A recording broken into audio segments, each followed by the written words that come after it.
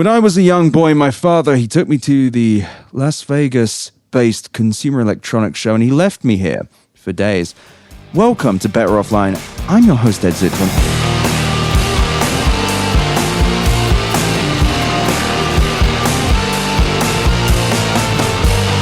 Better Offline. And we are back talking about the Consumer Electronics Show. I slept 5 hours yesterday, so I was a little low energy. Today, I am way higher energy. So this is what you have to expect today. But I'm joined by another dynamic coterie of guests. On my left here, I have Tom McKay, senior reporter at ITBrew. Tom, thank you so much for joining us. Awesome. It's great to be here. Hell yeah. And across from me, I have Jesse Farrar of Your Kickstarter Sucks. Hello. I have loved YKS for years, but also tell people a little bit about what YKS is, because it's so germane to the show. Well, thank you. It's I guess it has morphed into something that is a tech skeptic show, which you're familiar with, and it's it wasn't supposed to be that. It was supposed to be about crowdfunding, but what happens when we get sucked into these worlds? You often find, maybe there's some more here than I really thought, and such is the way of crowdfunding, because now it's mostly AI stuff, or it's a little robot that spins around on a wheel and says, "How you doing?" or whatever. So most of the time, sounds great. Okay, that was a bad example because obviously that's awesome and we all want that. But so much of this, there's a big overlap, I guess, between bad tech and what's on our show. And you got a lot of your start as well was talking about just the shit that people were promising on crowdfunding campaigns. Yeah, I think that's like. It shares like a particular DNA with CES, which we were talking a little bit earlier before we got started, which is, hey, I remember the stuff from last year, and then you show up and it's not here, right? Yeah. And also it's not anywhere. And that's what Kickstarter is, right? There's somebody who says, what if we did this? And you go, well, I don't know, man. I mean, I guess try it. And they go, okay. And then nothing happens after that at all. And the only record of it sometimes is our stupid show saying how much it sucks. So really you're doing like pure journalism there. It's anthropology as well, Ed. I don't want to sell it short, but yeah. All right. So on my right, I have Henry Casey, electronics writer at CNN_Henry. Thank you for being here. Thank you for having me. So a lot of your stuff is just, you have one of the more honest jobs, I would say, of the people that we've had on so far, which is not meant to sound like an insult, though it does. Okay. In the sense that you're just like, I'm going to look at stuff. Like, it's not like you're doing like a trend piece. It's like, I'm going to look at some stuff that sounds or looks away. Is it something that is either going to be released and has a price, or likely to be released and has a price, but well, we're all afraid of tariffs, so we're not going to give a price yet? Or is it really cool and you're going to want to click on it, and I'm sorry that we're going to say this is a concept, we're going to tell you that up front. Those are the three categories of what I do. But for mostly, I'm product reviews guy. We have a customer, we have an audience that's like, oh, I want to get something that improves X, Y, or Z. And that's how I get to not cover stuff that isn't going to help anybody or anything, and how I got to avoid talking about the Rabbit last year, because it didn't have any germaneness to anybody. And you made a point before we got on as well. So the Rabbit R1, for people that don't know, is this little box that promised you could be like, oh, I need a McDonald's and I need a chicken nugget from McDonald's. And then you talked into it and the nugget would appear.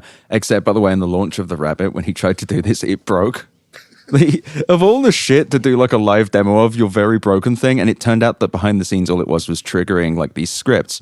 Nothing for Rabbit this year, but also nothing like Rabbit this year. No one has done a big quasi-lie. No one's just come up with a fake thing that they're selling, which is very disappointing. I was looking for some dog shit. Yeah, you normally, in these times, I find, we look to the helpers. And so I looked for will.i.am, and I found him. And I was able to take a creep shot of him from really far away. So if that helps anybody, I'd be happy to share. But it doesn't seem like even will.i.am had something. It was like a speaker thing or some kind of headphones, right? Like 7 speakers and a little bit of headphones with LG. They had an event. I didn't get to go to it last night. But yeah, they're doing a whole partnership. That's great. I feel like maybe, I don't know, maybe this is too cynical. I almost feel like we're good on speakers. I think maybe I have enough ways to like play music in my house, and I probably don't need to iterate on that anymore, but Yeah. these guys didn't get the message on that for sure. So, Tom McKay, so ITBrew, what are you doing here? What are you actually looking into? Because it seems like you might have a slightly different remit. So I mostly cover enterprise technology. So I'm here mostly to cover, what there is of the B2B segment here, and What have you also seen? cybersecurity stuff. I don't know. Yesterday I interviewed a guy, Brandon Lucha, who does this company called Efficient Computing or Efficient Computer. It dramatically lowers the power requirements of processing stuff. Oh, that's actually stuff like that. useful. Yeah. That doesn't feel like... I mean, and I've spent a lot of time just wandering around the floor. The AI pavilion is baffling and horrifying. Is that in the LVCC? Yeah, that's a big LG one where they have I forget if it's LG's brand name, but there's like one that's like they're rebranding it as Affectionate Intelligence, and it's just absolute dog shit. What does that mean? Well, from what I can see, there's like a big board you go in there, or a big TV when you go in there, and it's like playing CGI clips of like a family being like, "It's cold today. What should I cook?" And the fridge starts talking. It's like, wow, I suggest The fuck? I know, and it's like, or like, there's another clip that plays on it where it's like a girl like tossing a baseball, and the dad's like, "I need recommendations for TV," and lo and behold, the TV recommends baseball clips. What I love about this as well is the assumption that there are assumptions being made by people that have not talked to a person in some time. They're just like, what the fuck do dads do with their daughters? Did they throw a ball? I guess. But it's also like what the do I AI make? is like baby talking adults. It feels insane. I'm sure we all walk up to the fridge and go, well, there's one thing in there. It's a pack of ham. I don't know if it's 10 days or 10 weeks old. Maybe I could make dinner with that. But also, I don't know who is walking up to the fridge and going like, man, I wish someone would tell me what to make with all this food. See, I wish the fridge would tell me, don't eat that. It's been there for 7 days, but none of this does that. No, because that's an actual problem. Yeah. Versus, there's no bachelor fridge. I did, however, see a bachelor dishwasher. So this is really funny. Wait, it's marketed as for bachelors? It should be. It's a 5-second dishwasher. So I walked up, and this is very me. I walked up and go, all right, how much is that? $400. I'm like, okay. I'm like, is it out here? So only in China right now, coming next year. And I said, all right, can you show me? And he puts a plate in there. I'm like, can you put the dirty one? He's like, oh, I'm already doing this one. I'm like, well, it's pretty short. And he just like stares there and goes, okay, well, I'm going to put this one in. I'm like, okay, so the clean one. And he goes, so I'm like, how long? 5 seconds. I'm like, great. 1, 2, 3, 4, 5, 6, 7. And the guy's just like, oh, God. Because no one's walked up and timed it. Yeah. And he just like looked at me like, oh, yeah, it's a dish. I'm like, no, this is great. It's for like sad guys, right? And he goes, sure. Like, he's like, this guy's already out-timed the machine. So it cleans a single plate at a time? No, you can do like a few. It actually looked like genuinely. I was like, I could see using this, but the reason I choose the bachelor thing is who is cleaning like 3 plates? Like it's but also absolutely. Yeah. Like this is like when you're making one sad meal for one sad gentleman, talking about myself. And but what's weird was that's arguably one of the most useful things I've seen. Appliances are useful. Yes. Like we figured out, okay, it's good when you wash the dish or you make the food or whatever. So like we're all on board with how to do that kind of stuff. So if they put a different screen on it, you're going to get me to stop. I'll look at the new screen on the fridge. I really do like all the AI screen stuff though. Like, but also it's just like they haven't worked out why screens are useful either. Yeah, that's also a problem. I do, in theory, like the idea of like, tell me what I could make with this, because I make the same sheet pan dish a lot. And if I could have a thing that could tell me, hey, here's a new thing you could make with some of these ingredients, just get one new thing. But you're saying you already have the ingredients? Yeah, or like it could suggest, hey, half these ingredients, get this other thing, make this other dish. Okay. Something that pushes you to be more creative with what you do. Yeah. Because these things are all taking over our imagination, correct? That's what the whole gimmick is. AI is imagination that executives can buy and outsource human work to. Okay. That's the message that nobody's saying That about makes AI. sense, yeah. Like, help me be a more adventurous cook. But it starts I don't with telling like you before you go adventure. to the store, though, right? You can't. There's no world where you have, like, you don't have like leeks in your fridge. And you're like, what am I going to do with all these leeks? Like, you fucking bought the leeks, right? No, yeah. There are leaks in the sheet Filthy pan, with I'll leeks. tell you. Yeah, okay, well, you know what? Leeks are good, so bad example by me. Well, I don't like them. So Okay. it's all right. Well, I'll see you later then. The tension in here is like palpable now. leaks? Feels like there's a team Me. leak and like a team anti-leak. So I did see one thing I liked though, and I think it confused them because I found you know those golf simulators where you knock the ball into a screen and it has like sensors. They had one for baseball. Oh, So it was all of these like Korean guys, and I walk up and I'm like, "How you doing?" And they're like already just like British guy. And fucking wait, this guy doesn't know anything about baseball. and of I course. absolutely did. So I'm like, Yeah. "Have you got partnerships with the KBO?" And they're like, "Oh." I'm like, does this work? Is this like hit track? So to explain some baseball tech for you, it's actually fucking cool. If you go to like local batting cages, Z cages here in Vegas, just doing ads, they did not pay me. In fact, I pay them and they're very hard to schedule with sometimes. Anyway, what they have is this thing called hit track. So when you hit it, it sees the velocity of the ball and like where you hit it and such. And this stuff's fairly easily available. The thing is, it requires an actual batting cage you build around. This one is kind of like the golfing thing. It's like 15 grand. And they were like, "Hey, you could buy one." I'm like, no. No, but I was like, this is the only thing I'd like to see. Yes, and they seemed so happy. They seemed genuinely happy. Yeah. And then they really wanted to sell me one. I was like, and then they seemed less happy. Are they trying to sell it to people or to Yeah. like bars? They're trying to sell it to teams and I assume like dying looking British men. Right. And sadly, there's a very small market there. But that was really cool. And it's like, I did get this feeling walking around. I spent the day in the Venetian Expo Hall, so the one right connected to the Venetian. I did get this weird feeling that CES gets done dirty because most of CES is so fucking boring. But not in a bad way. It's like more efficiency driving battery technology, mobility for this, like, and urine sensors and such. And I wanted to I saw urine and naturally I'm just like, photo. I'm like, oh wait, this is useful. Yeah, it's good to look at pee. Yeah. I love to. I love looking at the piss. Yeah. But They, then you they get, gave me one of the pee test kits. I haven't used it yet. yeah, I got to see how my phosphates are, I guess. I was walking out of a CES once and I saw like an AI semen thing. It was like, and I really wanted to walk over and be like, "Hey, can I have a go?" Yeah. There is actually, I saw a booth that's like selling like I guess it's a machine that like measures your sperm motility or something. Ooh. And, you know, I don't think they were doing product demos on site, but who knows? Ah, well, I didn't see if there's a little booth in the corner. yeah, can I just, here, I got some with me. And they're like, But also, I did see a few things that really bothered me. And there was one where they had this VR glasses thing and it said, "A new hope for autism and dyslexia." And I'm going to be talking about this a few times on this show, Mve VR. And I walk over, I'm like, "Hey, so have you talked to the FDA about this?" And the woman goes, "What's that?"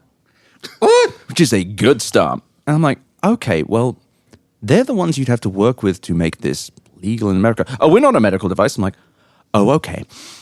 So how is this good for autism? Well, it's great for autism and dyslexia.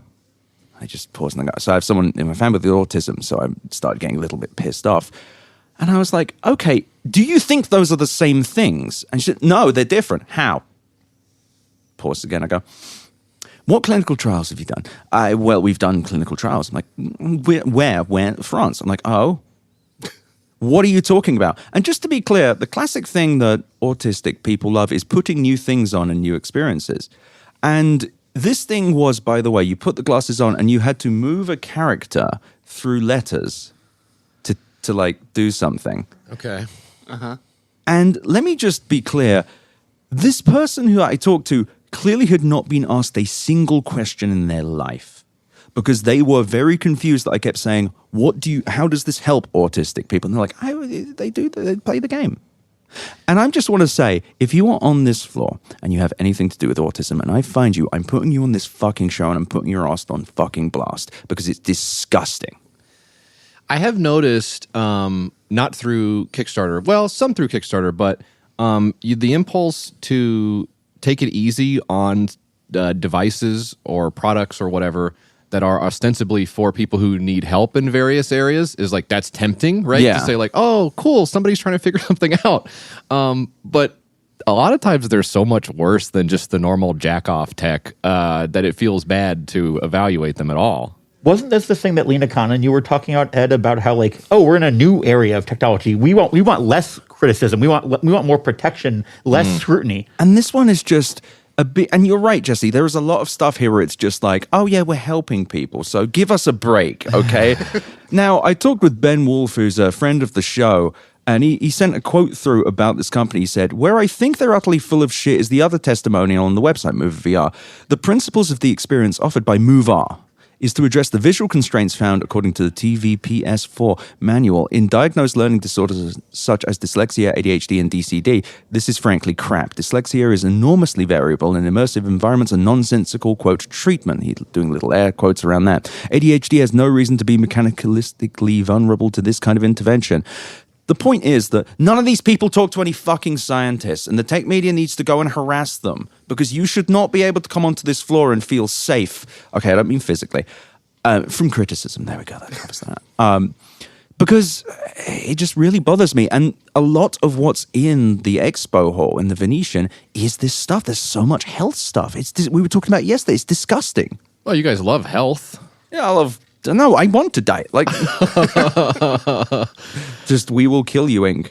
Like, you've been asked, like, talk about something you're excited and happy about with tech. That The baseball thing. and the workout. You've been I haven't seen any workout shit. but you post your like all process- the time. Yeah. Get jacked. That stuff is the stuff. I'm like using the Supernatural VR thing. App. Right. That's actually getting my heart rate up, and I see the chart and whatever, and Yeah. it's suitable alternative to going to the gym. To avoid the weirdos. There is good stuff out there to get healthy in tech, but the Venetian floor is really condensed and too tight to make any sense of unless you're a team of 25 people, and The Verge doesn't have a 25-person health team. They got Victoria Song, one of the best. She's great. She's one of the best. I love Victoria. Yeah, she's got one of the single best. She's like the remaining wearable reporter. She's so good. And now here's the thing. I'm just going to read you what this company, Wishtails AI, had on that thing. It says, Oh, no. "Empowering creators and consumers with multimodal AI, the iPhone turned anyone into a photographer. Wishtails empowers everyone to be a creator." I could not make heads or tails of what this company did. I do not know. They just did music, art, automations, create multimodal AI videos in MINS in 28 languages. And it just says, ignite multimodal creativity. Imagine if they had any quality control here. I mean, this just sounds like stuff the iPhone already does. Yeah, but also you create multimodal video. No, you don't. What model are you fucking talking? These people. The iPhone is mostly single modal, right? So that's like a huge, because if you do more of the modals, then won't that be like better and stuff? Yeah. Yeah. Got like 100 modals going right now. That's insane. Shit. That's like really cool. I'm spinning them up. I don't believe that's possible. Anything is possible if you lie. So, Tom, but you've been looking at enterprise stuff. Is there anything good? Is there any joys? I mean, for the most, this is mostly, consumer electronics. I've been Right. like going around, like there's a lot of interesting drones that are intended for, I guess, like the B2B market. Interesting like, how? For like industrial scanning and stuff. That's interesting. I mean, the big themes this year are AI and robotics, I think. There's just a lot of So many robots. I mean, it's funny that I forget what it's called, but I saw this one drone that's like a I don't know, I don't know, the big sphere. I don't know sphere. Like, it's just a a sphere with like I can't remember the name of the shape, but yeah, it's like a sphere, and it rolls around, and then it can also fly. But I was talking with the guys that made this, and I was like, all right, so, what's the application of this? And he's like, actually, we're here to, get ideas as to what the potential applications are. Oh, that's and I'm like, you so built good. this before, That's like, coming so up with a good. business plan? Yeah, we're pre-reason. we're just. I mean, the only thing they had was, like, they gave me a brochure where it was, like, a little diagram of a pile of rocks. And it just said search and rescue, and then it had a picture of a tube, and it was like industrial inspection, and I'm like, okay, I guess if you have a really big tube that you need inspected, this would be great. Oh, I love all rolling down large tubes. I hope there's not any corners. all the fellas. Tube guys are eating good at this year's CES. All my tube issues. I'm glad my tube's going to be sorted by the end of this trip. This is a bad location to be. I also got this. At every CES, I do look up names. I have a lot of fun looking at names. I found one called Skeeper, an AI smart stethoscope. And when I showed this to Phil, our resident safety expert, he made this noise. Edge AI technology application, primary screening by AI for heart and lung health abnormalities. So I'm going to stop there before I get angry. What everyone is doing is they're just like, we had an algorithm before, and we are just saying AI. Yeah. Because otherwise, they will realize it's the same thing from 4 years ago. And in fact, I feel like the theme right now for CES is, dang, we did this a year ago. And a lot of it is we had an algorithm and now we're slapping an additional layer on top that's like Chat GPT. So basically it does the exact same thing it did before, except you have an inaccurate robot relaying what's happening. And that's the thing, you can find dumb guys to not understand stuff for free. You get a bloke who's just like, I think. What? Okay, all right. Yeah. Yeah, I mean, I ran into one that was like a AI enabled like scuba diver kit with like the dive watches and stuff, Sick. and it's like, yeah, I could just swim over in a panic to the other diver and point at the watch and be like, what does this mean? And I was really upset that I didn't hit the floor yesterday because there was apparently a speech in the Web3 tokenization fintech section just called Metaverse and Quantum AI. Oh my God. I'm so mad I missed it. Feels like a can't miss, yeah. We're still using the word metaverse in 2025. I just really? love... I never understood why anyone fell for that shit in the first place, Yeah. but the fact that some people are still chasing it is wild to me. I am also going to give a shout out to the only good booth here. The Hangzhou Huoshi Lighting Co. Limited, just a big sign that said wooden lamp. Nice. I just love that because it's like everyone else is just lying. Everyone's just making shit up. It's like, we've got a fucking lamp, I guess. You want a lamp? Oh, no, sorry. I finally found it, the thing that I love the most. So I walked up to a booth where the sign said, bridging, massage, and purification for your pet. And I walked up, and I'm just showing everyone right now. It is an air purifier with what looks like a spike on the end. Oh, yeah. My dog would like that. That's what they told me. Yeah. Because I walked up and said, hi, so I just was reading your sign. What does that mean? She says, oh, of course. Very ready for the question, alarmingly so, and goes, well, you see, the pet will kind of massage themselves. I'm like, on the spike. And they will just, so the dog just does this. And she's like, yeah. And we have a lower one for smaller dogs. I'm like, Right. So the dog just shoves itself. Well, have you ever seen that with cows that they have like the big brushes on the farms that the cows walk up to and scratch their backs I have on? never seen a dog do this. I've never seen a dog massage Well, themselves. do you attach spikes to your walls? Yes, of course. Right. But I've never seen a dog. Well, no, those are for their impaling, but it's a Prince of Persia situation. We'll get to it later. But I've never seen a dog massage themselves against something. Anyone seen? My dog will come in and kind of rub his back on the couch. But not on the spike. If the couch had a spike, you know. But it's also the spike is coming down. Yeah. I don't know. And this was a big booth as well. These people have spent tens of thousands of dollars being like, well, got to get the dog spike air purifier. Is that, I don't know, have you talked about that a lot? Like the actual economics of putting on a booth, like sponsoring something here? I probably should have looked that up, yes. What does it take to show up? I mean, obviously. Tens of thousands of dollars. I would guess minimum, like right? $100,000. For main hall, yes, Yeah. absolutely. Wow. And it's crazy. It's like there's so much stuff that's theoretical Yeah. or pre-idea. like I don't know. And it's just so strange. But so Tom, did you see anything you like yet? Did you see anything good? I like the massage chairs. I nearly fell asleep. They're every year. No, Yeah. the massage chairs fucking rock. They scam guys who are going to CES for the first time. Like, oh yeah, it's $4,000. We'll do it for $2,000, and it cost them $300 to And build. yeah, it kind of like locked me into the chair. There was like panels that compressed me, and I couldn't leave. I nearly fell asleep. That was Sick. great. Yeah. Anything else? Can we get back to me on that? Yeah. No, but it's fine if you don't have an answer because I didn't.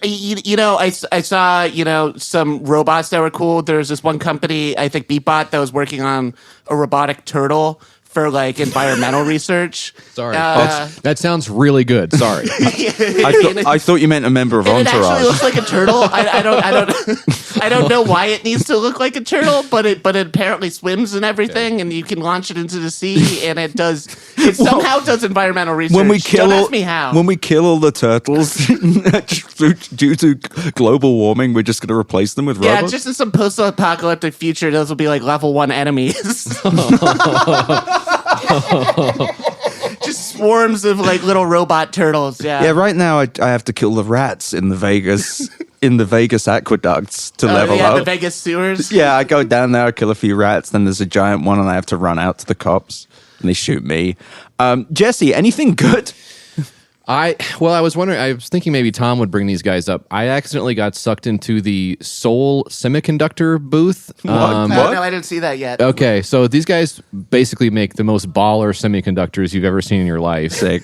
I walked in. It's a pretty big booth. They did a cool thing where it was like they had some really like post-apocalyptic messaging almost on the walls, but I think in like a cool way, like an environmental type of way. The thing they had on the sign at the top was like birth does not guarantee success. Opportunity must.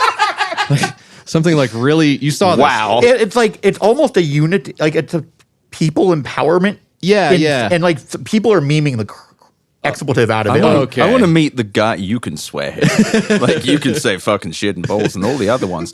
I love that as well because I want to meet the person who reads that and goes, fuck. Damn.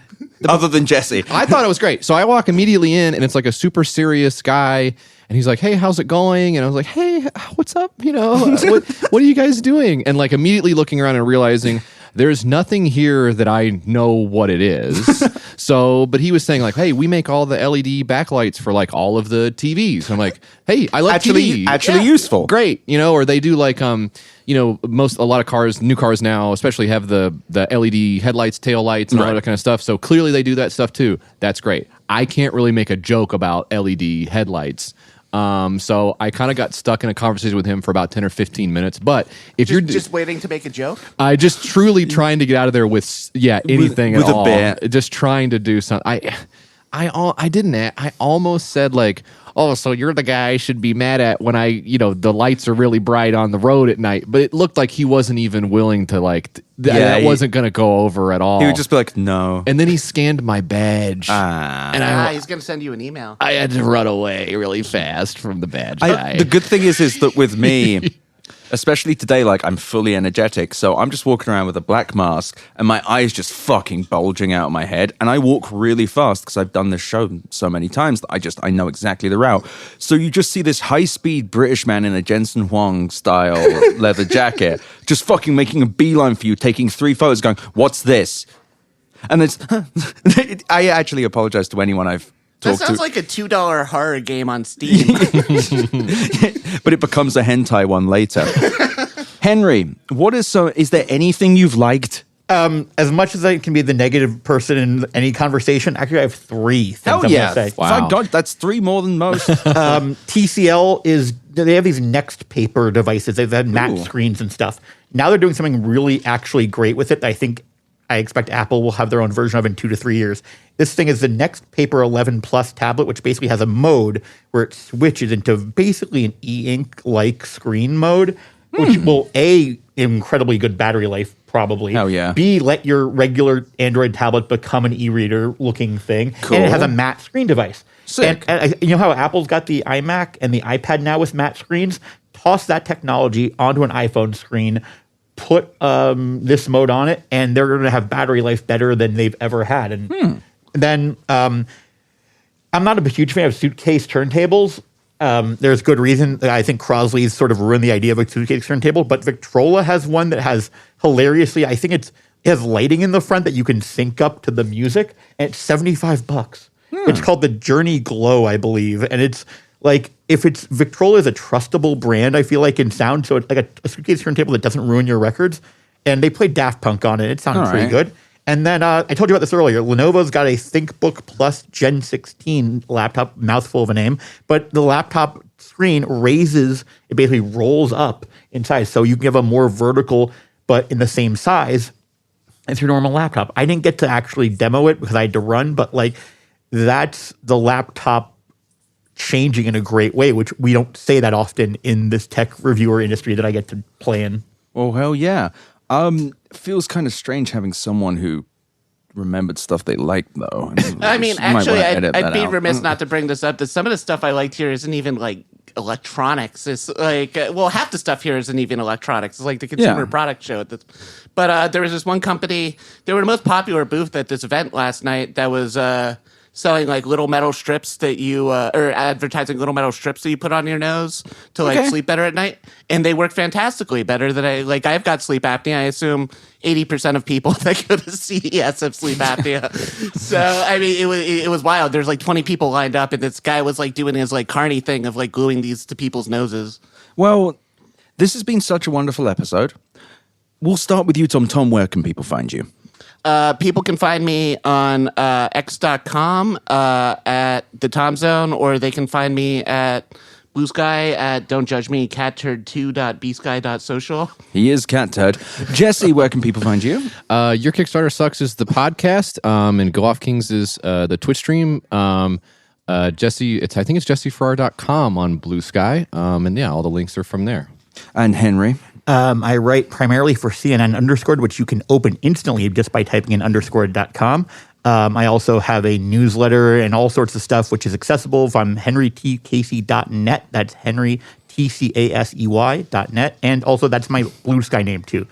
And as we close off this block of the episode, I just want to say something really quick before we go to an ad break. Just want to say Henry brought up Daft Punk. Daft Punk have not made a good album since Discovery. Human, after all, is dog shit. It is repeated bits, and I thought the soundtrack of Tron was kind of boring. Come at me. I'm sick of hearing about Daft Punk being good anytime recently. Human, after all, pissed me off so much. Anyway, coming up after this ad break, we're going to have even more wonderful people from CES. And if Daft Punk is listening, try not looping. Try doing something interesting with your electronic music. You and me, Daft Punk. I'm sick of it.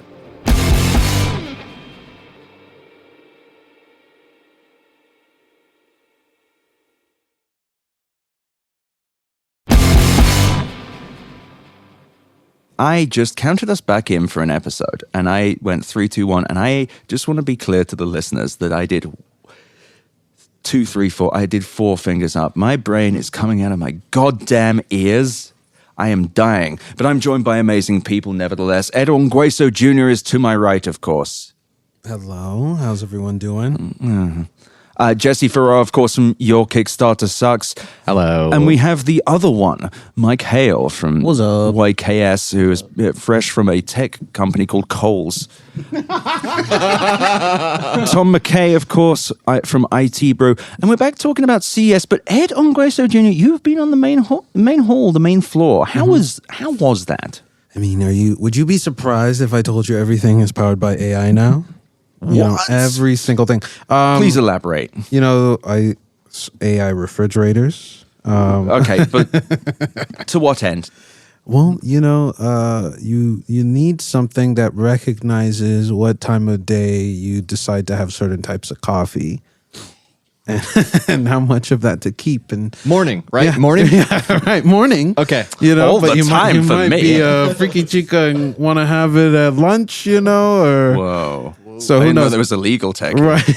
But one that I was really interested in is this company that is saying, hey, look, the future of technology, it's minimalism. We want to reconnect you with human nature. And the way that we're going to do that, the way we're going to get you off your screen, we're going to give you a headset that you have to keep on for 9 hours a day. And it will give you uninterrupted access to your artificial intelligence suite of therapists, productivity assistants. So your connection with reminders. human is with AIs? Yes, but that's so that you can reconnect with human nature. And it will give you notifications by calling you. It will forward you to therapists that you talk to, friends that you talk to, powered by Claude, almost God. exclusively. So this sounds like something you pick up in the tutorial level of like BioShock. Yeah. Yeah, you know, this is the tutorial. Was this a almost big every- company or? No, they are connected with this other company. This is a side venture of another company. Because it was the main hall, so the ElBCC, it's remarkable because it's so expensive to be there. Like we were talking about the economics earlier. You're talking $100,000 through the door, I'm sure. Yeah. And it's like, so we're doing $100,000 for this thing that is just barely conceptual. Yeah, that's also the thing. As they emphasize, most of these things do not exist yet. They have demos that The demo did not work when I was there. Couldn't connect What to the- happened? What happened? couldn't even hear me. Couldn't connect to the internet. Couldn't recognize any command whatsoever. They were like, "Well, see, actually, the thing that happened is one of our guys took the mic home, so it actually works really well. And Come did back." what with it?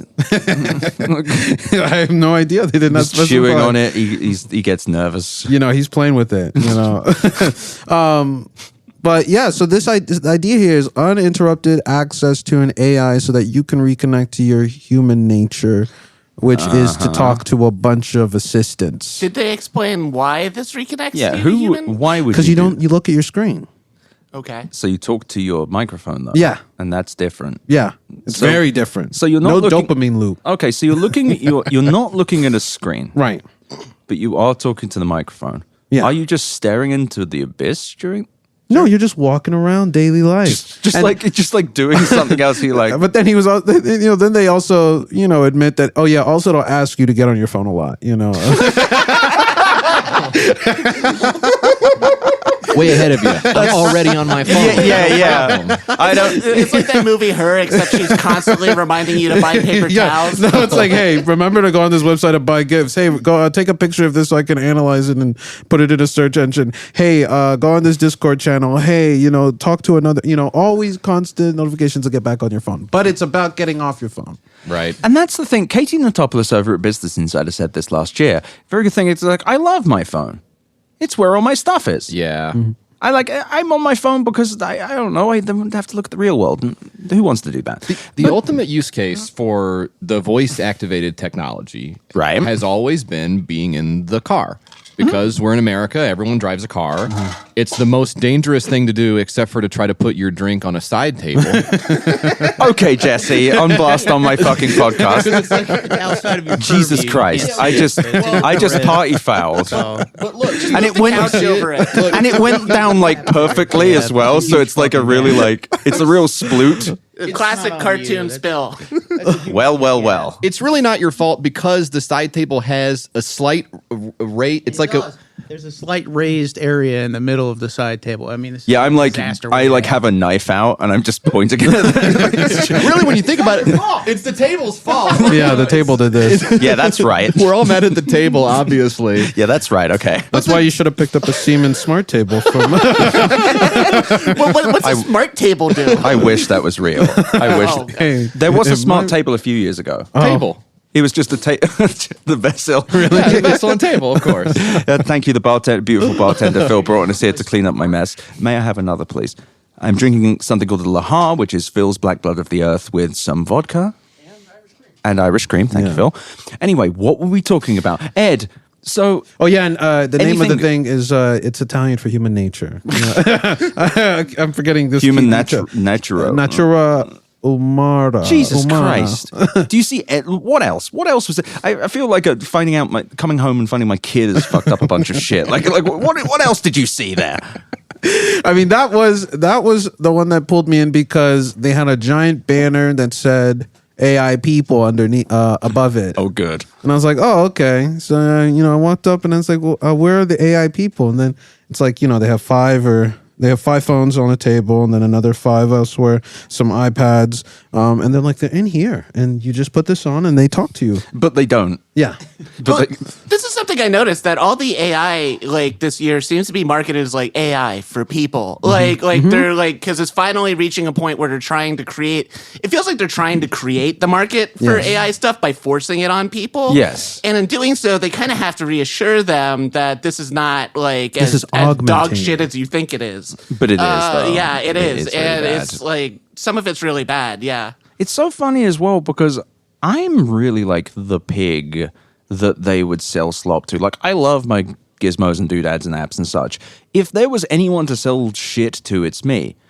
And it's just not fun. It's boring. Like, There's no use case. Right? Yeah. Like there's still no use. It's like a fucking whole industry built around finding the use case for Yeah. And then a technology, and it just doesn't exist. An entire Which is show. why I met with Coles, and we're finding some great use cases for AI. Like if you want, say, a larger than normal type of hoodie sweatshirt. They might not have it, but you can speak to an AI agent and it'll tell you to breathe. I did walk over to a. important. That's cool. I walked over to a booth earlier that said AI agent. And this is kind of me being a dickhead, but I just went, what kind of agent? He goes, I'm like, oh, good. And I'm like, so what model? ChatGPT. I'm like, great. So how is this agentic? He goes, you talk to it. I'm like, that just sounds like ChatGPT. He goes, yeah, but it's an agent. I'm like, how? And he just looks at me terrified. And I don't understand how everybody's building these industries and businesses and stuff around ChatGPT subscriptions. Yes. It's like you're hooked into like the ChatGPT API and you're building a business on top of that. How? I don't understand how. And then The magic of venture capital. I mean, I forget what economist I wrote about for that said this, but it was like the idea that like AI is almost now like a tax on like the rest of the tech industry. Like it's like a software tax where you need to pay to have it in your product because everybody else does. And all it really does is suck money out of, everything else. And it's great though. So Ed, I'm going to assume you saw nothing useful. Like it's actually really funny because I was walking towards something that said AI agent, kind of like the promised land when you hit me up and you said, come back. We were recording. Did you guys see the toaster where you can print photos of your loved ones on pieces of toast? That is actually real. Did you really see that? I did not see that. So you can We've actually very unfair to toaster I totally print. believe that, honestly. Yeah, you got me too. It's in the menu. Well, those are tortillas. If you remember that, we're going to do a few miracle. Yeah, we're building up to the final episode where I'm going to do something called the menu. Hope everyone joins me. I'm going to lock the doors. I think also the thing with this Natura Umana, whatever the hell the Italian name is, similar to your point about making markets, I feel like this one is trying, because they are like the end goal is to be able to make it connect to apps for you. So you could go to your mom's house, you could order movies or order in, and it's like, okay, so I feel like they're trying to pretend as if, or they're trying to train people into accepting the disappointment that comes with insisting agents are around the corner. But none of that is agents. Exactly. No, you're right. So AI agents are meant to be these autonomous things, and they never are. But that's what we talked about at that other episode. They're not, but they keep misnaming things or presenting bullshit. So then, I think this is part of the training process where it's like, okay, but they're training customers. Yeah, I mean, it feels like they're basically just like prepping people to have Netflix scream at you. Yeah. This is pedantic, but like this is the thing that really drives me nuts is like you were saying, training people to expect certain things or to hear words and actually imagine something else. Like algorithm is something that now means a bunch of different things, where it's like now people who I think for the most part share our mindset, sort of a skeptical mindset towards tech and all that kind of stuff. When we hear the word algorithm, like our back gets up immediately because we think, oh, that's bad. But it's like algorithm's not even bad. It's like a thought process, and everything you do. It's like saying database. Yeah, right, exactly. Everything has an algorithm in it. You're using an algorithm when you make a decision, but now it's got this tech stink grafted onto it. And now we have to turn away. So eventually we'll go away from AI, right? And it'll be like, there's no algorithms in this at all. And it's like, well, I don't that even... Is absolute, how's that possible even? It's smart. Well, right. What I like about that is it's also describing a bunch of things that are not problems. Yeah. Like, no one is like, oh, I had to go over to my fucking mum's house and I had to order a movie. That took forever. No one's like, oh, fuck it. That took me several seconds. Like, that is a solved problem. None of the things they just go, well, how are you going to order dinner? I don't know. I've never done that before. Also, the idea that, like, if you and your spouse, like, let's say you and your spouse, like, take a long time to settle on a movie, that a robot, like, interjecting in the middle of the conversation is going to speed this up. It reminds me of one of my favorite ClickHole pieces. Which of my garbage sons are you? And they're like, yeah, we named one of our sons Lance and Blake. And the reason they did that was because they picked two names they didn't like and named that for one son, which I think is kind of indicative of the Consumer Electronics Show entirely. It's like we can't come up with a good idea, so we chose 5 bad ones. So anything else you see over there? I saw something where they were scanning your face to present what your internal health looked like as an interactive city where organs... What? What the hell? Your organs and the way that they interacted with each other were depicted on the screen as if they were a city. Yeah, I'm in the dick Are there like little cells walking around as a computer? No, it's literally just a city. My doctor has been wanting me to do this. He keeps telling me I have to do it. It's like, hey, is that abandoned part of town? You got to get that checked out. You're in a red state, just like Your legs just fucking falling off. Yeah. It's okay, It just it's okay zooms to be in in a on red the state. liver and it explodes. No, I'm just saying it's okay that- to live in a red state. Yeah, I'm not saying that. I'm not saying it's a problem, other than the fact that the governance might not be so big on the social services Yeah. side. We actually get vouchers for those, so it's not a big deal. I mean, I get mine from George Every Soros, but- time she asked to scan my face, I just felt like I was being asked to put my skull up to a measuring device. It was Like, can we get I some was of your like, "Get blood?" that shit away from me. I thought you were going to say that it scanned, and it just went no. No, every time I was like, please, no. Just I added a bunch already of said please no. to the city. Oh, wow. Would you step to the side? You match the description. Wait here. Yeah. So, but what else? Come on, there must be a thing. I spent some time trying to look at. There's a lot of virtual twin, digital twin stuff in manufacturing, in optimizing industrial operations. And this health system was offshoot of this virtual twin thing, where there were 2 or 3 booths set up next to each other, and the idea was if we can scan you and we set up your virtual twin, you can tweak with it, you can experiment with it, we'll give you more insight into you. There were AI medical assistants and AI caregivers, kind of extending off what we were talking about the other day, where it's like we are going to give you very colorful, detailed and graphically designed data and convince you What to kind of data? Did they? a lot of it seemed to be basic metabolic stuff. So stuff you could get, Yeah. and likely already have. Yes, right. But if you buy into this product or this application, buy into the ecosystem again, then you'll be able to gain more insight into your stress or into concerning health. Next time you see one of these companies, can you just ask a very simple question? What am I meant to do with all this data? Be healthy. Okay. So wait, it That's what they tries to want. guess your metabolic health by scanning your No, face? these ones are different. These ones, not that That's one. insane. That would never happen. Yes. Yeah, now that I think about that's that, actually the tagline of basically for- CES. Isn't that basically phrenology? Yes. In fact, I mean, yesterday I saw We one invented place digital calipers. that was like, Well- we are not a medical device, but if you let us scan your skin, not if you're black because we don't have the technology for that, but if you let us scan your skin, we can tell what your blood sugar is. We can tell what a host of other, metabolic indices are for you, and we can determine what your stress is. Whether you are eating correctly, what you need to do to rein it back in. Well, this is that's so sorry. That's what you said is a huge problem. Yeah. I mean, that's like that's- that's a Our totally product different. currently does not support black people. That's Yeah. insane. Yeah. Microsoft Connect, baby. There was a Connect on the floor, which I don't know if you saw. Why? Well, because Why not? we demoed a so this Wii snowboard What- game or something. Oh, is that the court one? The app. There was like an Abbott What court was thing it? where It you was like like could ball up with some people in Wii Sports. it actually wasn't that good. I thought as an outsider, I always thought a snowboard game and it tests your depression level or something. she said we've never had readings this high before. So Your score is wellness check. We are calling your mother. it's just a big TV, it was a big gaming monitor. So already I thought CES was like, this is where the newest, biggest TVs are, and that's true. I don't know where they are, but they're probably somewhere. I see. I mean, they're in the Las Vegas Convention Center. Yeah. There were some big ass. There's some big TVs. TVs So there. this, instead of being a TV, this was an 85-inch gaming monitor. Okay. Ooh.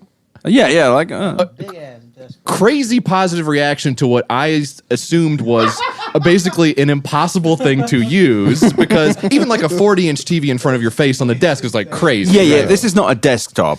This is like but why I'm would you sorry, have- I use a 50-inch screen. That's like You a are a foot and a freak. half in front of my Okay. face. You are crazed. I have to have Windows at like 150% zoom. I got my X videos corner. I got Yeah. my Steam. Tom is laying down on the floor with the microphone dangling over him. So it's really huge for a monitor, but also if you want an 85-inch thing, just get a TV. If you're going to play console stuff on it, just get a TV. You don't need the super high refresh rate, and it's 5K, it's not 8K. If you're going to do something stupid, make it 8K. It makes no sense. Anyways, they seem like perfectly nice people, but it's a 5K, 85-inch monitor, and they had to demo it. They had like these little skis on the ground that I stepped onto dutifully, and I played an Xbox Kinect game modded to run off of like a little Toshiba laptop that was plugged. Score the Bears. It wasn't a fucking low. First of all, it was hard. My guy kept getting messed up because they put the wood on the ski slopes, which is like, why would there be wood on this downslope, dude? This is really double high on the diamond. depression score, but But why would you have that? Sleeping in your bed. oh god, can we talk about the thing though? Like, so you were bad at the ski game. We've established this. I don't think that's what he said. That's his They're saying it's the worst. It's debated. narrative. I don't know if I believe it. But it was the demo of this gaming monitor, but using technology that's like 15 years Why old. didn't they just play an Xbox game? I don't know. In the same kind of area, there was like I tried on like an eyeglass thing or whatever, and it was like an Android app or something. It was like 9x16 on like a display. It was very it was cropped vertically and stuff. It looked very bad, but it was just like That what are we doing here? To Ed's point, why would you? Okay, you're going to spend a ton of money and it's a slush fund for the executives. Okay, that's fine. Have a good time or whatever. Why would it not be like? Why wouldn't it not be like a finished product at any point in the thing? Yeah. You know, I just don't. It feels like. But also, if you're demoing a monitor, why not get something that looks good and is don't fun know. to play? I think one thing I've been realizing, and I didn't actually realize is the case, most of these things do not seem to be finished, and everyone's fine with that. I would have. I actually like would. I loved standing next to people and listening to them as they dealt with a fully unfinished product and being like, "Oh, wow." Well, I mean, it feels like a lot of this stuff is like ostensibly supposed to be a preview of what's coming, but the what's coming depends on whether anybody pays attention to their booth. Yeah. So I just pardon me for interrupting here on my podcast. I was looking through my pictures of things I'd taken pictures of today, otherwise known as the Photos app on my phone, and I found this thing called Alize, Your Choice, Your Companion, and just showing everyone, it appears to be like some sort of horrifying metal face and has some sort of AI companion, but I didn't read any of the highlighted characteristics, which, by the way, is what it says. And it says, speaks your way, instantly mimics and plays any voice you love. Big promise. Expressive and natural, syncs facial expressions perfectly with her speech. And based on this image, no, it does not. I want to fuck her. I was just gonna say I already predict the primary market. Well, Jesse, you're about to regret saying that. Behaves different personalities.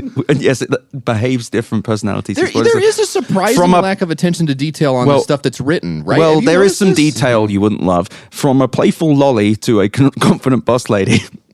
Confident boss lady, I could see myself doing. Yeah, well, the lolly part. How much? Smart with a memory. Powered by advanced AI that remembers and adapts more customized service in replaceable silicon facial masks.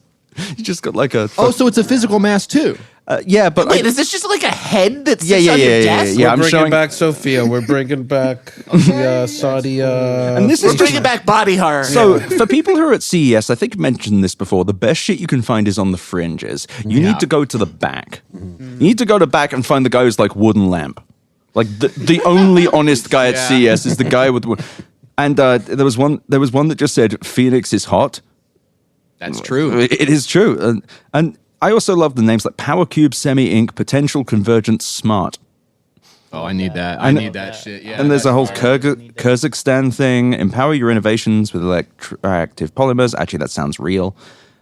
Manage your neck, shoulders, and back through acupressure, massage, and moxibustion.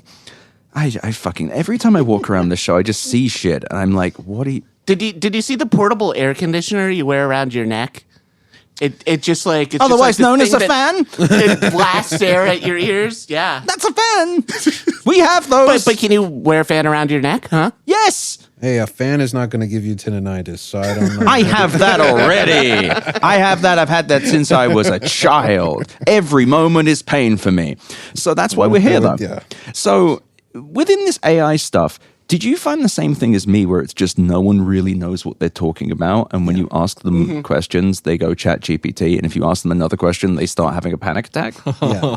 Or it seems a little frustration with asking why, like the AI. And I'm like, well, it's because like I'm trying to figure out if it's generative bullshit or if it's an actual thing underneath. And when I'm talking to like industry experts, like analysts or like people that like are like heads of like trade associations and stuff, I get the strong sense that it's frustrating for them too because they're being asked to weigh in on this market that's so nebulous and like it's impossible to tell whether any of this is actually going to pay off. Like, And it's just insane to me. We're like hours into this shit. Like, my soul is being ripped away. There's something for that. If you go to the convention centers for it, they put the soul back into you. Yeah, actually, you should check out the demo for this human nature thing I was talking about. You know, you can talk to Athena, which is like the wellness AI people. Her boons are terrible. I like the soul cube idea. The thing that CES hasn't really gotten into yet is like crystals and crystal energies. We need to bring that in. I actually wonder how far you could go just making up shit. You should get credits for how clean your soul is. You can exchange those credits for soul-based social credit system. I think that's what pisses me off. There's obviously some quasi-fraudulent thing. Where is the real fraud? Yeah. Where are the people who just like, yep, it's the soul cube? Do you ever see those guys who make those devices that are like just measurers for like various body shit? It's like this pseudoscience. Right. Yeah. And they sell like the e-meters or whatever the fuck. Yeah. Mm-hmm. Why aren't they here? I actually Yeah, Scientology booth. It fits. Yeah, ghost hunting technology. Like you see a whole ghost thing. There's no CES is pictures probably at all. they'll insist that CES is haunted. Yes. That's honestly, good. I want to do that one. Yeah, that's Actually, when the product demo fails, they're like, actually, this is a good thing. Right. Yo, the ghost is telling me you should invest $40 million right now. It's never done that before. You're just like Tom, Tim, Tom. Tell me, give me your phone right now. the ghost needs to see your ID. What's yours? That's What's the your thing. mother's maiden name? The ghost wants to scan your badge. Get your email address, maybe. Yeah, that's the thing. Like, I don't mind if someone's just obviously scamming. Like, yeah, I'm a Ghostbuster. I'm a Ghostbuster. I'm here with the Ghostbusters, and that's what I do here at CES. We spend $150,000 on ghostbusting, and if it breaks, you just go, new kind of ghost. That's why you need us. Yeah. I think the real answer, I think, maybe you know more about this than me. Maybe somebody knows more than I do about something, although it's hard to imagine. I feel like the reason that there's not like the level 1 gimmick grift guy on the floor is because, like with everything else, there's so many levels of detachment. Like, you have a problem and you want to call somebody and yell at them about it, or get it fixed, I guess, if you want. Yeah. But you can't, because the person you talk to is not empowered to do anything for you, and that's on purpose. And now there's an extra layer of AI stuck in between you and even that person. But the people who show up on the floor are just like, when you ask, what is this Chat GPT? That's literally all they know, because the guy who makes the decision is so far away. And also, it does not work. It doesn't work either, right? Yeah. But I think actually what I'm going to start doing is anytime I see AI now, I'm just going to replace the word with ghost. Yeah. Okay. Yeah. Ghost. Yeah. Just like, we have ghosts. There is a ghost in the machine. I might actually just start asking people about it. And I'll be like, well, is ChatGPT? What's the ghost do? What's the ghost do? Yeah. It's just like, that's ChatGPT. Yeah, the ghost. The spirit. How do you get the spirit out? What? Why would you want the spirit out? The spirit does all the thinking for you. You just walk over. I'm very haunted. How are you going to help? I generally don't do bits with any of the people here, because just to be clear, the reason that no one should, and some listeners have brought this up, like, you should go and like yell at them. The poor fuckers who are on the floor. Yeah. These are PR people, sometimes external PR people, or they're just like a marketing person who, to Jesse's point, is not empowered to answer a real question. And they have to deal with everyone at CES. And 50% of the people at CES are trying to make partnerships with other people that can't tell you what their products do. Mm-hmm. And it's like, and I admit, with the company that claimed to like be a new hope for autism and dyslexia, I got a little heated, which is why I walked away. Ed, you weren't here for this. They claimed that their smart glasses would help both dyslexia and autism. And my experience with that is that's bullshit. Yeah. But there's a reason that you can't really put the boot to these people. And I actually think it's deliberate. Mm-hmm. They want to put a layer of abstraction between them and the responsibility for their thing actually doing anything. So they've got a fucking marketing person. And these people are there and they're working like 10-hour days doing like just standing there. And if it's a bad show, you're just standing alone. Well, the marketers are the real heroes, aren't they? Don't you find? Yeah, they're basically troops. Yeah, that's what Except their job's more dangerous. Right. than the troops. Okay, as we trundle towards the end, Ed Ongweso Jr., where can people find you? You can find me on Twitter and Blue Sky, Big Black Jacobin. You can find my newsletter, thetechbubble.substack.com. and my podcast, This Machine Kills, where we talk about tech. Jesse Farrar, Michael Hale, where can people find you? Mike and myself host Your Kickstarter Sucks. And Mike, did we get the custom domain on Blue Sky, yourkickstartersucks.com? I believe we did, yeah. And you can also find me at coles.com/about/people.html. No, I think Coles took down the About page because of the stuff that's going on. So you're not going to, they don't want people to find you. And just to be clear, Michael's name is commonly Dog Boner. Tom, where can people find you? You can find me at itbrew.com or on Twitter at twitter.com/thetomzone or on Blue Sky at catturd2.bsky.social. Just so It many. works of a name. That's an embarrassing name. He joined Blue Sky and was like posting about how there's a scammer about, like warning his people before immediately getting banned. And as the listeners know, I am your cult leader. And you can find me, if there's an Ed Zitron, it's probably me, unless it isn't. And if you choose the wrong one, well, that means you're not chosen. But if you need to spend your money from your hog slop job, where you go out and you smash windows and you steal things from cars and you con people and you're walking around the street thinking, where's my next victim? How will I extract value from them? Well, when you get your ill-gotten gains, the next ads will probably be for something you can spend them on. Ideally, you want to operate in cash. If these are digital, you need a prepaid debit card.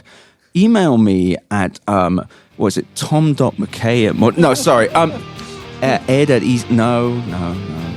Just Google crime, and that's where you'll find my email.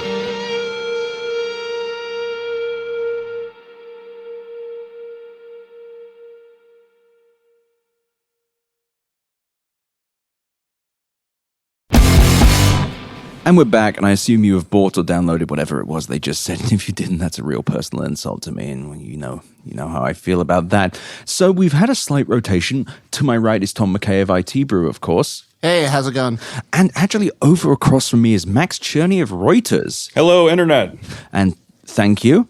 Glad someone respects the computer. And Jesse Farrar of Your Kickstarter Sucks, of course, he's back. Well, now I'll be on the left. He's on the left, as he has not been... No, okay. Come on now, hey, come on. Whoa. So, Max, I'm actually really excited to have you here because we have spent like several hours just like dunking on this. They're just like making fun of stuff and being annoyed at stuff. But you are here covering chips and silicon and such. What have you seen? What has NVIDIA done? Actually, that's a great point. What has NVIDIA covered this trip? Sure, absolutely. I mean, they've unveiled a few new things. In terms of silicon specifically, they launched a computer called Digits, which is essentially one of their supercomputers compressed in something even smaller than a Mac Mini. And that's like the $3,000 one, right? That's the $3,000 one. Yeah, exactly. And so that was kind of an interesting thing. There have been...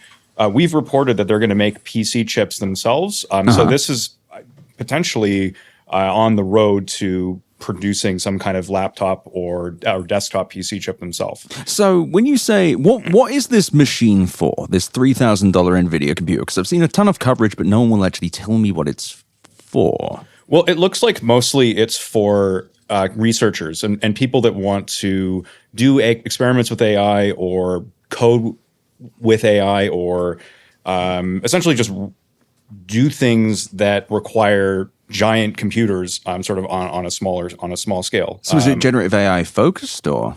Well, I mean, of course you can run generative AI apps with it, but they sort of pitched it as something that was geared for researchers and developers. Interesting. Yeah. Because the way it's being reported is by other people is that it's some sort of replacement for the large-scale GPUs that are being used for like inference so inference being the thing when you make a request from ChatGPT, for example, and it generates an answer. So it's not really for that? That's not the business use case? It didn't look like it to me. It looked like, I mean, maybe you can run, of course, I'm sure you can probably run it on it. But of course, but it looks like it's set up designed for, somebody who wants a computer in their office or I don't know, at their university or whatever, just given the price point. And the setup it showed was with a monitor and a keyboard and a mouse. And so it's definitely like a personal computer, effectively. Interesting. It runs Linux. So that also means it's probably not a consumer machine. Right. Because most consumers are not willing to learn how to use Linux or won't do it or whatever. So it should be able to run like 11 Chrome tabs on it. So, also, I hate to do this, Max, if you wouldn't mind turning your microphone just slightly. We've had a late entrant. We have the wonderful Matt Binder, who made his way up here. Thank you, Matt. Thanks for having me, Ed. I finally met you in person. Yeah, no, Nice Matt Binder and I have been on this podcast like 3 or 4 times, of course. Scam Economy. Yes, and we've never met in person. We've never met in person, but now we have. He's on my podcast. So, Max, back to you for a question. So, what else was announced in general with Silicon on this, with the hardware in general? Absolutely. I mean, as always with the big chip makers, they announce new PC, usually gaming stuff. NVIDIA announced a bunch of new line of gaming chips, the RTX 50 series. They're claiming the low end on that series is able to deliver performance that's capable of what the high end of the current RTX series is. So yeah, they use a technique called DLSS, which is just a fancy way of saying they use AI to predict what the next frame in the game is going to look like. At the moment, they're rendering 2 frames at once. This one can render 4 frames at once. But it's on the hardware side, not on the hardware side. Right. Yeah. This is all hardware. And this is differentiated from when you say AI, this is separate to generative AI. This I don't know exactly how it works. Right. Just to be clear, but DLSS has been around for longer than the current boom, though. Yeah. Oh, yeah. DLSS has been around for, I don't know, 4 or 5 years, I want to say, but don't quote me on that particular. We don't know things here. Don't worry. But okay, let's move you over to Matt Binder, of course. Matt, what have you seen so far? What have you been cursed with on this Eternal trip? I've been covering a lot of like weird stuff, and I do a lot of AR glasses. And how are those? You know, I have yet to find one that I could would actually use. Like, sure, you put them on and they're cool to like see because some of them have different ways of doing things. But like, there was one, for example, that like there's no lens, and usually it's the holiday glasses, and usually what is a holiday glass? Holiday. So they're basically AR glasses where you mean Halliday like a name? Halliday, yes, that's what. I'm just British. That's my problem. Yes. So basically, the AR part isn't built into the lens; it's built into the rim. Okay. So it's a little like a circular screen where basically you put the glasses on and your eye is meant to look at the circular screen above the lens. Oh, that's where I generally look. Yeah, of course. And I couldn't use it without going cross-eyed. I immediately was going... Sick. I love the experience of being hurt by things. Right. So, I mean, the idea is interesting, but, you know, I think for me, though, the thing at CES is always what's not here anymore.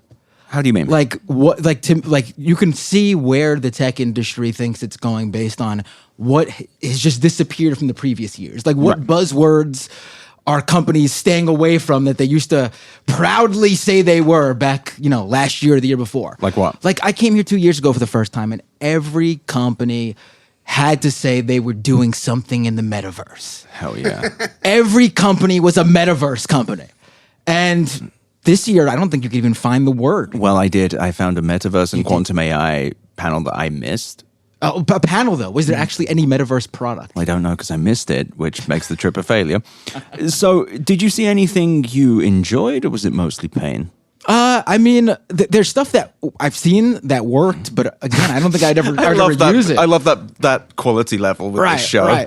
Like it functioned. Like the weirdest thing I saw is hands down that I don't know if you've seen it, the electric salt spoon.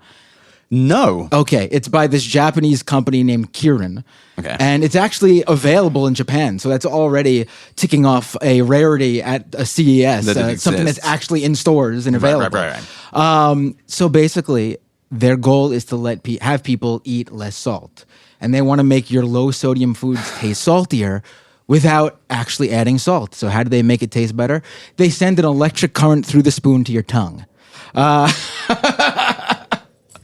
So just so we're clear. Yeah. Just so we're clear as I begin to disassociate live on air. It's a special spoon? It's a special spoon. Oh, good. And I mean, listen, it worked. Wow. Like the food did taste a bit saltier. What? And I know because at first I thought it was like a placebo effect. Like, oh, they told me it tastes saltier, so my brain now thinks it's saltier. But then I fucked up the usage of it. Merovingian shit. Yeah. But then I messed up while using it, and it turned off mid-sip of the soup they provided. And then So My spoon broke. right. So the soup actually did taste less saltier as I'm drinking it when the machine shut off. So I was like, oh wow, it works. But also, I would never buy this $130 spoon. Waiter, my spoon's uncharged. But actually, yeah. So did it have a battery? It was like, it was a battery powered spoon. Yeah. So assuming you have multiple people eating in your house. Right. So the spoon handle and the actual ladle or whatever you'd call it, they're separate parts, so you can replace. Oh, and good. swap I love my spoon to be multiple parts. Yes, yes. Thankfully, only two though. They could have went really crazy with it. So you'd need like was it actually $130? I believe it was like 100 in Japan though. They're not selling it in the U.S. yet. Yeah, they got money there. Yeah. I mean, to me, it's like the idea is noble. I must find the spoon. Where's the spoon? Is it? It was at the first night, the media night unveiled. I don't know where it was. They're going on to the hide show it from floor. me. They don't want me to look at that spoon. So you need to buy multiple ones of these ostensibly. You're right. So some rich ass guy who's like, yeah, now you don't need much salt at all. I mean, you could, I guess, eat your food one at a time and just wash the spoon after every use and invite a bunch of people over and pass the Combined spoon with Does it work with not soup? they just had soup there to try. And I'm assuming it's got to work with things that are not soup. but otherwise, well, okay, no. I mean, what if you pick up the soup with a spoon by accident? What else when are you you don't need to- eating where you would reduce the salt that wasn't soup? A lot of things. Like what? But what is the thing? I'm just Fried thinking. rice. I don't know. Yeah, but like, wait, where are you adding the salt with fried rice? Okay, that's a good point. I don't know. And why are you eating with a spoon? Yeah, so that's You don't need seems to be fried the rice main with a use case. spoon. that's fork coated. Okay. Like you don't need this one to eat ice cream. So Maybe this is just a very expensive soup related technology. I mean, again, Japanese company, they eat a lot of soup over there. They do. I'm just thinking about this spoon, and I really feel there's always a point at CES where I begin to go insane, when I begin to just like think of the special salt spoon, and then I call my therapist and I say, I'm thinking of the spoon. Anyway, did you see anything you liked, though? Everyone has the same answer. It's a sigh and then a space of time. Right. Well, hey, wait a second. I mean, some of the chips look pretty cool. Actually, yeah, Max, I mean, you take for this what it's question worth. before, so Matt can try and think of something he liked. I mean, I don't chill for any of these companies, but they, AMD. But if you like something, please tell us. Well, AMD, Intel, and NVIDIA did all announce new chips. Arguably, they all look pretty interesting for different reasons. AMD did something pretty unique. They added this technology called unified memory to their latest gaming processors. What does that do? Apple did it a few years ago. It basically just makes the chip faster.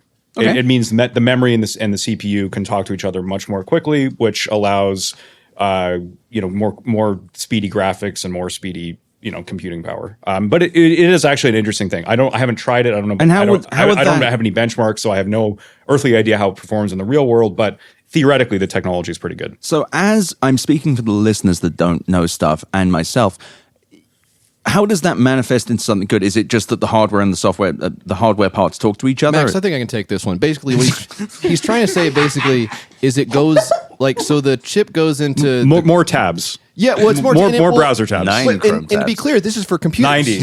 Oh, Oh, okay. Yeah, so if you just think about whenever you probably have a computer at home right now, right? I don't right now, but Well, a lot of people may have computers, and these chips basically can go in them. So from there, it's just pretty cool stuff, actually. damn, I love logging on.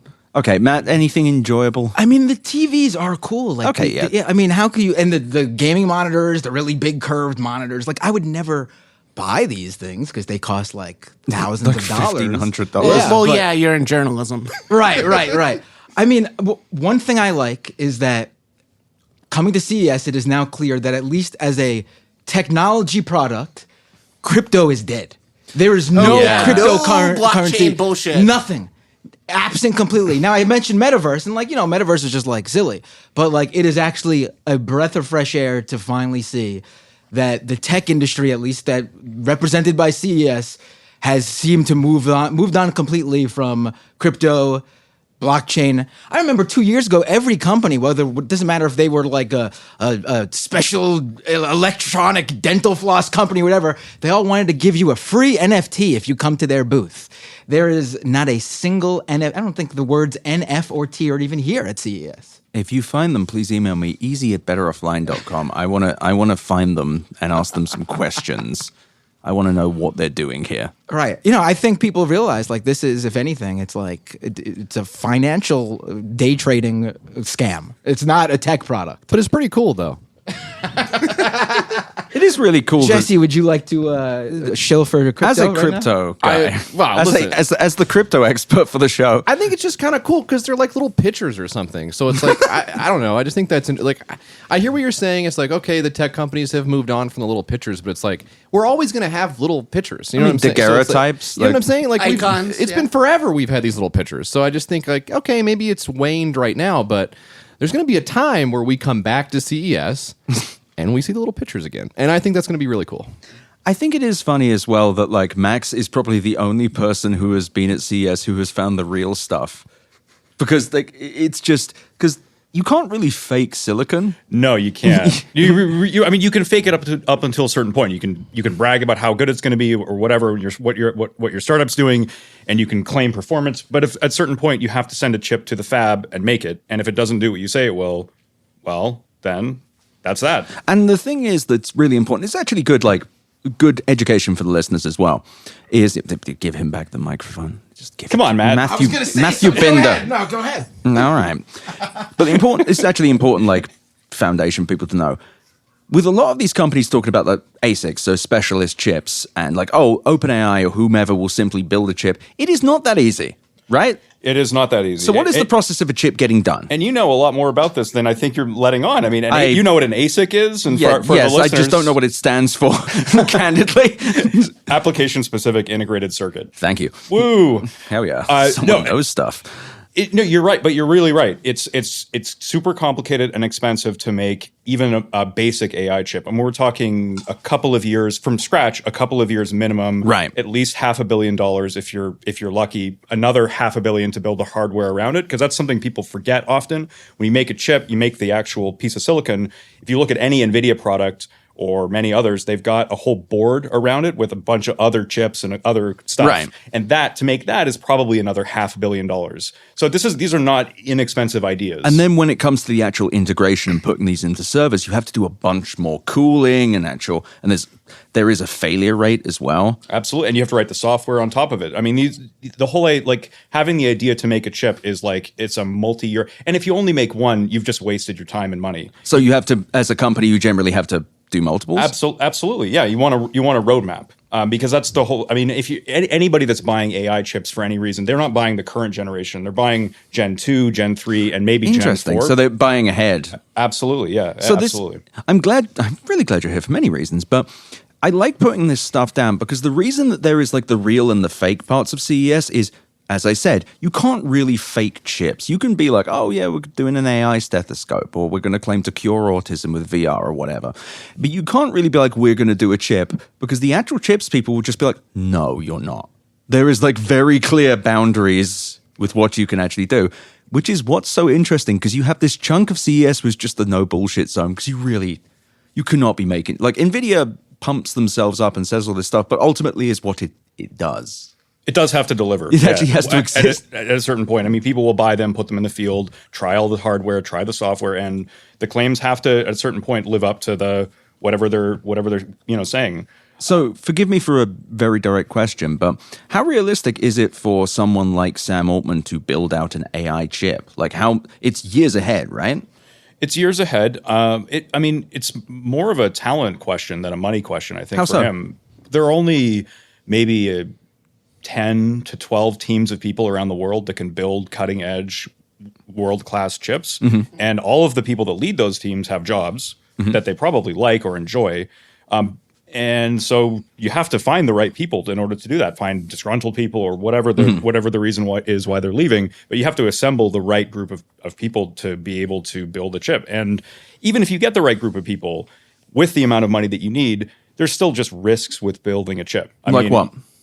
You could think the design works. You could, for example, you could virtually verify that it works. You could test it. You could do all the computer simulations and other simulations that you want. When you send it to the fab, to the factory to print, it might not come out exactly how you think it will. And that will mean it doesn't work as well. It doesn't cool as efficiently. It might not work at all. Oh. It might not. Yeah, there might be. It might. So you can get like billions into this and like. And you might not. I mean, it does happen frequently with the first generation of chips. Most companies that try them for the first time, the first version will not be amazing. It'll do certain things effectively and well, but it probably won't be able to achieve. And NVIDIA, just for example, NVIDIA spent 20 years, 30 years, whatever it is, working on its designs. So to expect that a company can come in 2 years, replicate the performance or whatever of somebody who's been doing it for a long time is kind of unrealistic. So it usually takes several generations to get right. And NVIDIA has their own software, CUDA, for making GPUs do stuff. It took quite a while for that to kind of scale, right? I mean, they started in 95, I want to say. Building CUDA, and they've been working on it ever since. I mean, it used to be centered around their GeForce graphics cards, and now it's obviously a little bigger. A little bigger, yeah. I mean, maybe not as big as the electric soup spoon, but potentially one day maybe they'll have that success, and they can do more than just soup. That's for sure. So, Matt, bringing it back to you, but the chips you're talking about, you can't even taste. So, I mean, come on. There are probably chips in the spoon though. And there are chips that are salty. So, anything hurt that you've seen on the? You just saw it and it upset you? Oh, I thought you meant physically. Like, I mean, just walking is pretty rough, mate. I'm not gonna lie, I'm in pain. But geez, I need a second. I'm trying to think. Or anything just upsetting or annoying? Yeah, I mean, it does pain me to see the AI integration in everything. Like, I don't need AI to be like the most random things. Like, I was actually surprised that the spoon didn't claim AI integration or anything. The smart glasses. I mean, I guess I could see with the glasses, like the AI integration for like translations is a use case if you're someone who would wear AR glasses to begin with. But I mean, do you really need like generative AI and things like that? Like, no. Like, I find the Ray-Bans disgusting. I think if you're walking around looking at things and trying to work out using the computer, you're a pervert. Like, what are you doing? Right. Like, perverts buy stuff too, though. No, perverts are a huge addressable market. Perverts are a great market. Many of them listen to this show. Right. Speaking of which, I think this might be the first CES where the sex toy industry is here. That's the thing. Wait, they weren't here before? There was a huge thing a year or two ago where some company applied for CES and they were told we do not deal with this industry here. And they smartly, I mean, used it to their advantage, like with press, and they were like, it got tons of coverage. They're keeping the dildos out of CES. I think on top of this was like a sex-positive, woman-owned business. There's nothing wrong with it. Yeah, no, nothing wrong at all. But like that company used that to their advantage and said like, CES tells, woman-owned, at least perversion is honest. Yeah. And so for the first time, I'm seeing these sex toy companies on the floor of CES. And it's like, why not? Why not? I feel like Vegas is something's economically breaking. I haven't seen the guys with the flappy cards. I didn't see the flappy guys either. No, and they're back. No, they're back. They're back. So these guys who are, I think it's strip clubs. Personally, never. Oh, the guys handing out like the yeah. And I haven't seen them for years. And now they're back clapping. They're back. They're flipping through. They go clap, clap, clap. I saw them. They put.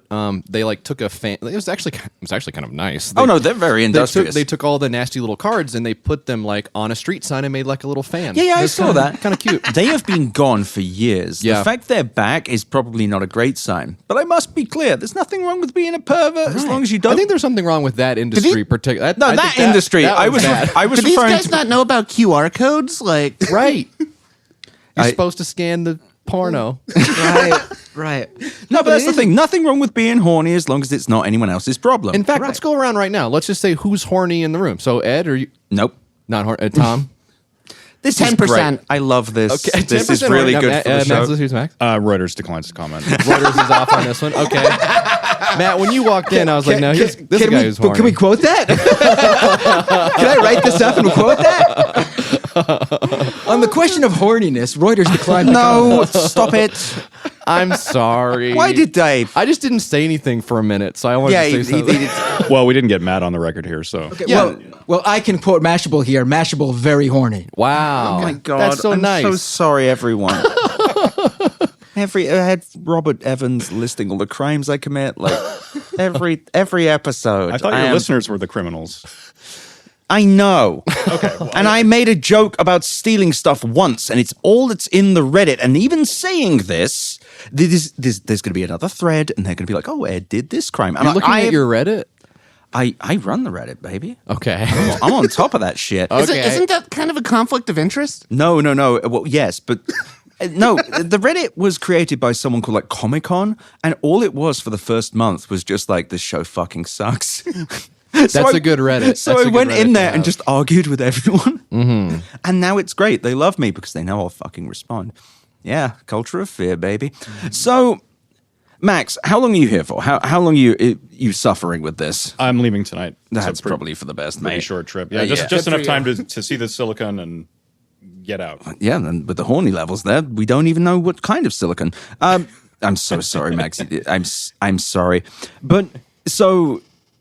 Do you like CES? Is this your first? How many have you? I've been twice now. Right.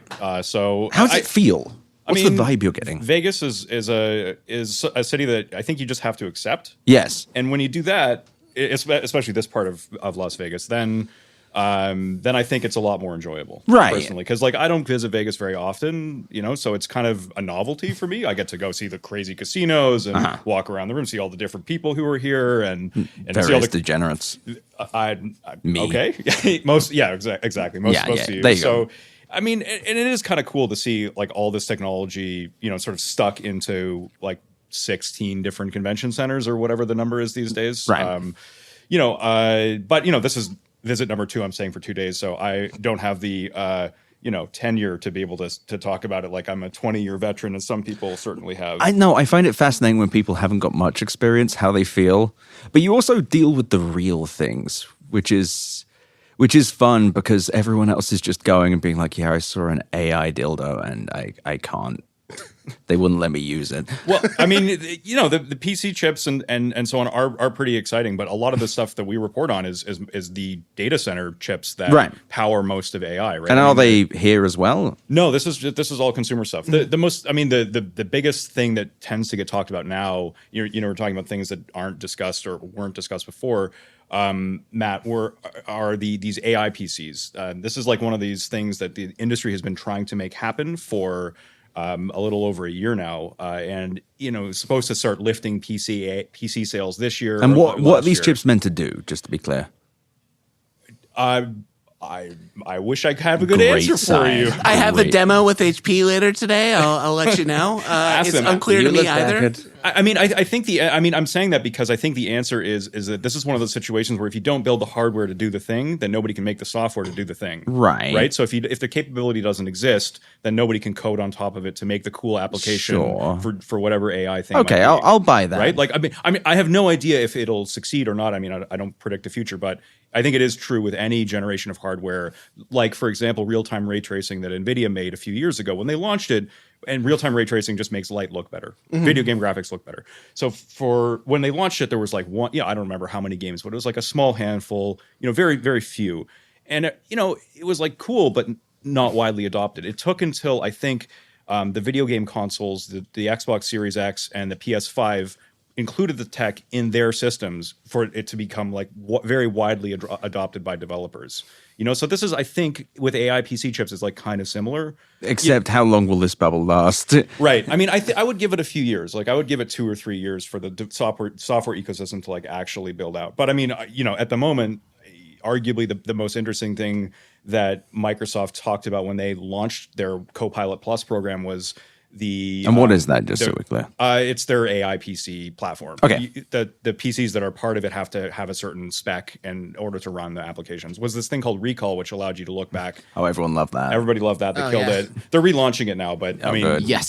So yeah, it's Go ahead, But like you see this blowback even from like regular consumers, not just the disgruntled people in the room right here, right now, like the five of us. But like regular consumers are not upgrading to like Windows 11, for example. They're choosing to stick with the non-AI operating system. And like, listen, I don't think they are aware that they're like, oh, I don't want AI for the most part. But also the AI has not been a draw for them to get them to upgrade. Like they don't care about it. And when it comes to enterprise stuff, especially like what you're talking about, like trying to sell like business like laptops with like integrated, I think they call them NPUs, neural processing unit, is okay. All this stuff is already running in the cloud. I can't think of any other like, sort of like function where they offloaded it from the cloud to like your local PC. Like, what's the business value in running Chat GPT on like your laptop instead of like? I can actually answer that one in the sense that it will kill ChatGPT, because when you realize what you can run on your laptop, you'll fuck around with it and be like, oh, this doesn't do that very well. Yeah, there's all these like software as a service companies that are like speak and it'll text to voice right away for you. Well, there are models that you could just run off your computer. You don't have to pay a monthly fee to do that. You could just literally download the free like language model, and there you go. You're set. They don't want people to know this, for real. Yeah, I mean, but in a lot of cases, you can already run this stuff on a sufficiently powerful computer that just has like a GPU. Oh, so yeah. You could get right now like probably a $200-300 M1 Mac Mini, because they're now at M4, and even that's $500, and you're set. You could run all this stuff right off your silicon the Mac chipset if you want. Yeah, I just haven't seen the use cases to like justify like these like buying a new generation of AI PCs. It doesn't like really stand out to me as to why you would do this. I mean, I think what's really going to drive people to buy new computers is the fact that Windows 10 is end of life. Yeah. I mean, my dad has to buy a new laptop because of it. Forced obsolescence. Like, he loves his laptop. It's like he loves this weird Surface thing. It's unfortunately not very funny or interesting, the fact that, that's the reason why people are going to upgrade. Also, my dad, Jeff, hi, Dad. You sometimes listen to these. Hi, Ed's dad. Hi, Ed's dad. Everyone say hi to my dad. And Jeff, let's get a horny check on you as well, if you don't mind. Do not. Now I am going to have to talk to my father about that. On a scale of Chase to Randy, I'm going to tell the group chat I have with my siblings that I am shortly going to have to find out how horny Dad is. I could go down to the AI-powered dildo company and see if they can hook your dad up with one. I need you to send me the booth number on that. I'm going to FaceTime your dad right now. It's 10:42 p.m. in GMT, just going for that. Okay, we've got to wrap up, though. So, Tom McKay, where can people find you? You can find me at itbrew.com. You can also find me on Twitter at twitter.com/thetomzone or x.com, whatever. And on Blue Sky as catturd2.bsky.social. So good. So I bet you're loving that you chose that name. I am not. It's so good. I'm on a bunch of block lists because everybody thinks that I'm the actual I remember when you picked it being like, he is going to get blocked by people. It's so good. Max Cherney, where can people find you? Anywhere where there's a chip. But okay, well, that's not even factually true. And what's great, by the way, my brother just responded to the thing of I am shortly. My other brother responded with what the fuck. I can't wait to explain why my dad is going to have to do a horny check to my siblings. Max Cherney, where can people find you? Sorry. At Churn and Burn on X and Blue Sky, and then on LinkedIn if you want. Just look up my name. Very good. Matt Binder, where can people find you? First of all, I'm sorry for bringing up the sex toys being at CES this year. But yeah, you could find me. Well, my my CES coverage will be at Mashable, Mashable.com. And you can find me on all sorts of social media, Blue Sky, X, the Everything app, Threads at Matt Binder. Very good. Jesse Farrar. Yeah, Your Kickstarter Sucks is the podcast. Go Off Kings is my stream, yeah. And I'm not on the Everything app, but on Blue Sky, jessefarrar.com. I probably need to change the episode links because I linked to you on X. And I'm, of course, Ed Zitron. I am now going to have a very uncomfortable conversation with several of my siblings about this episode. Thank you for listening to the first part of the two-part Day 3 Better Offline CES experience. We're so grateful for you. We love you all. I'm Ed Zitron. You can find me everywhere where it says Ed Zitron, other than the parts that make me look bad. Thanks for listening, and we'll see you soon.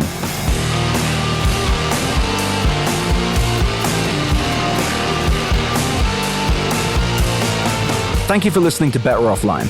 The editor and composer of the Better Offline theme song is Matt Osowski. You can check out more of his music and audio projects at matosowski.com. MattoSowski.com. You can email me at easy@betteroffline.com or visit betteroffline.com to find more podcast links and, of course, my newsletter.